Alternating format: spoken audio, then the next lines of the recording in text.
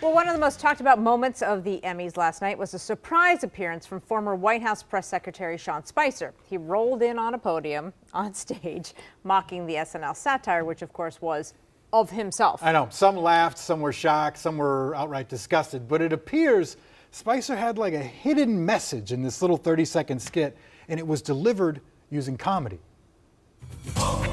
Plenty of water cooler moments from the Emmys last night. Unlike the presidency, Emmys go to the winner of the popular vote. Little Indian boy from South Carolina and a little queer black girl. Big Little Lies. But this one's getting the most headlines. This will be the largest audience to witness an Emmys, period. That's Sean Spicer, and he's making fun of really himself and the alternative facts explanation he gave for the size of the inauguration crowd back in January. While the audience laughed, check Twitter, and you'll find that the most liked and most shared comments on this were not laughing at Spicer's joke.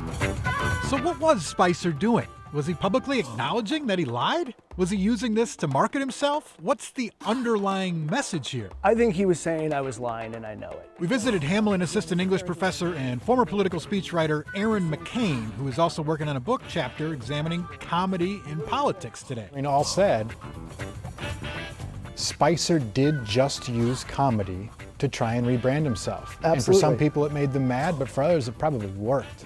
It probably worked, but it also begs the question of what makes it so funny, right? Because I think for comedy to be good has to be transgressive. And so if we laughed at Sean Spicer, if it seemed dangerous, it seemed transgressive, I think it's because he's poking fun at this idea of authenticity and this idea of the fact that we all kind of grow up as good little Boy Scouts and Girl Scouts and assume politicians are going to tell the truth, and that just isn't the era anymore. How important is comedy in politics, and what kind of power can you get from being funny to your audience? Humor is always incredibly important because, again, often it allows us to express the things that for whatever reason polite society has not allowed us to express. In McCain's view, this is a way of Spicer coming clean, a way of saying, I'm sorry, by making fun of himself.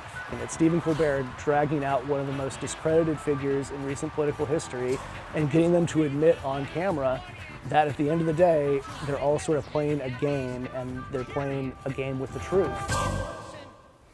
So he said it's like a hidden message in what he was saying. Spicer told the New York Times this morning, in sort of a post-interview after the Emmys last night, that he does indeed regret berating accurate reports about the size of the inauguration crowd.